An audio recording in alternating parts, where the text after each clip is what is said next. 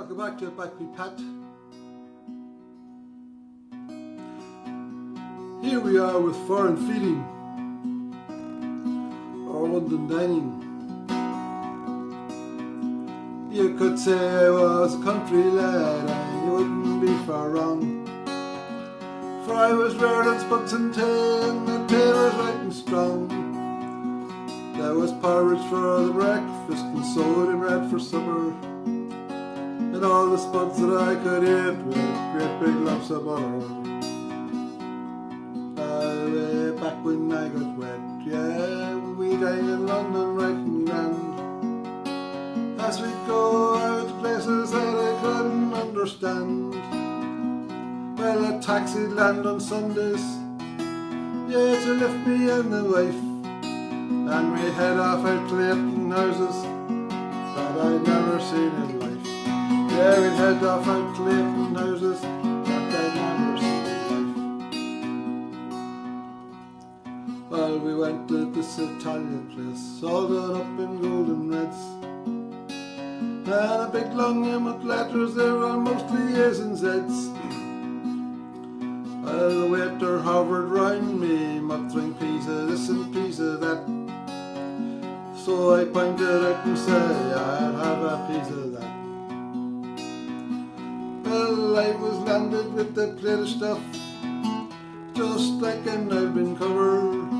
It looked like pancake that maybe had been sick all over. Says I, is that they're been recycled? For BJ's I'd have swore. It looked as though it had been at least once or twice before. Well, I tried my best to eat, but it was a sticky glue. And now was cheese all down my legs and tomatoes on my shoe.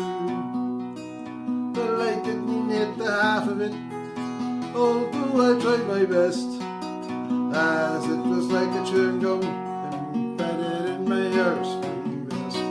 Yeah, like a chewing gum embedded in my heartstring vest.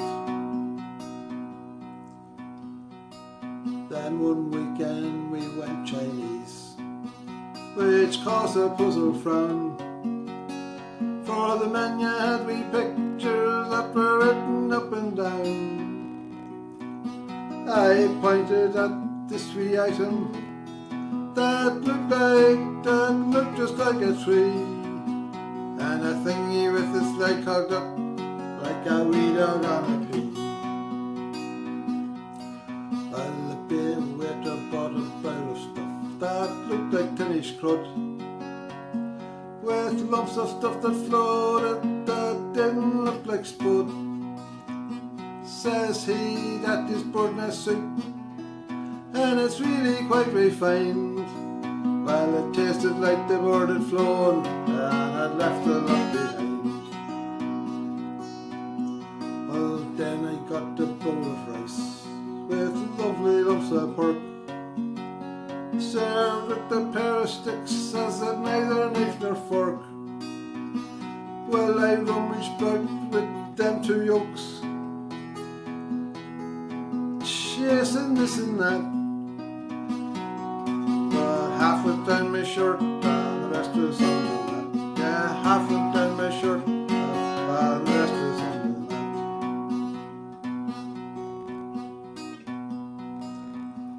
The next we tried was Mexican, with peppers green and red, and things they call tortillas that looked like pretty bread. They had tacos and burritos, enchiladas quite a lot, and stuff they called it chili, and the jippers that was hot. They had sauerkraut and skins, risottos and kebabs, and some of that Italian bread that looked like marble slabs. It was on St. Patrick's Day, down near Crystal Palace, a Tex-Mex cantina serving tequila slammers in the place. Well, we tried tequila 1, tequila 2, 3 and 4, yeah, in every flavouring dish, and we even tried them with the liquor salt, but it wasn't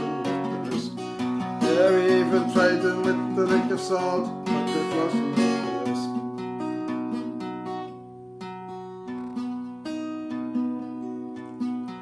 Well, one weekend we tried an Irish place with traditional decor. There was a bike nailed to the ceiling and a piss pot by the door. I looked in vain for spuds and steak, but such was lacking drama. The best they had was medallions of a roasted Peruvian llama.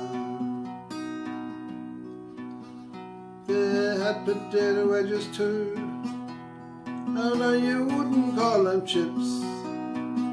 Or with multicoloured salads, a third drop and 3 dips. Well, it would take a paragraph to describe what's in my dish, and to this day I don't know whether it was fine fish. Yeah, to this day I don't know whether it was fine fish. Then we tried a French place that they call the a la carte. The waiters all looked down on me as they thought I'd let a fart. Handed me the menu, which was a crying shame, for the only bit that I could read was the bloody printer's name. Their writing was all fancy, with long curlicues and stuff. There was just one word I recognised among all the foreign guff. La Escarotte, yeah, that was it. A racehorse, yeah, and he was hard to beat. He'd be a kind of stringy, but at least I'd know it's on my bit. Yeah, he'd be a kind of stringy, at least I'd know it's on my bit. Well, it seems that my deduction was somewhat off the rails, for when the waiter brought my order, it was a plate of snails. He said to me, that's sport food, him not beaten out the bush. Whatever the hell he took me for, 'cause I'm not a bloody thrush. Well, it turned out that they bred them on special farms by heck.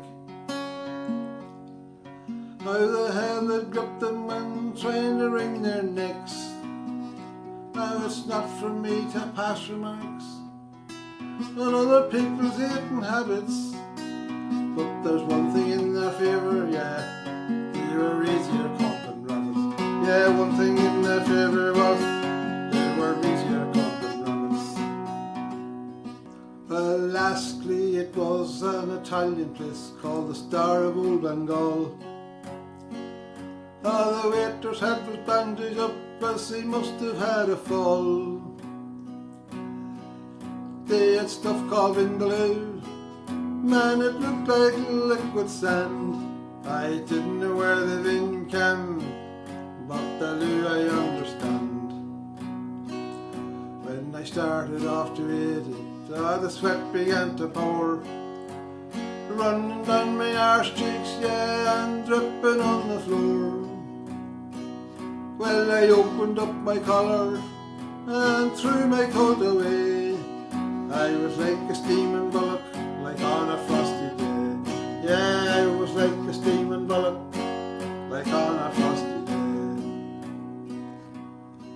Well, when we got the London cab and we're heading off for home, I noticed things were not quite right in another region zone. Well, my belt began to tighten and my face began to frown, for I could feel things start to loosen, yeah, a wee bit further down. Me sitting with my buttocks clenched, yeah, hoping he'd go faster, for my pressure gauge was in the red and heading for disaster.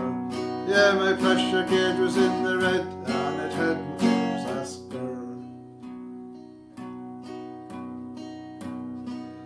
Well, the cab had not stopped rolling when I burst off at the back.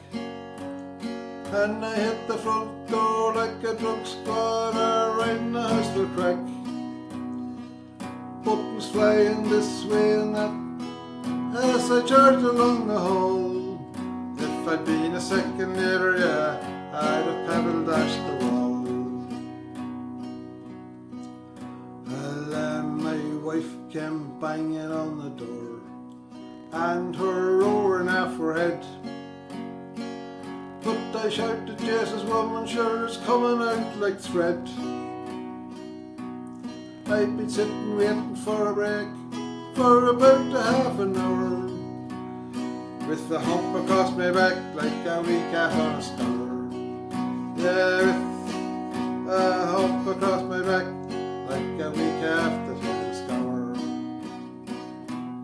Says I, can you get a bloody cork if you really need to go? She said, I've used the cork myself as I've already filled the blow. Yeah, I've used the cork myself as I've already filled the blow.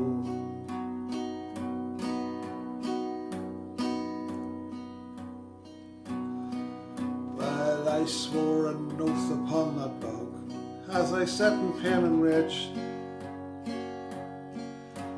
that I'd live on spuds and butter till I'd die of sweet old age.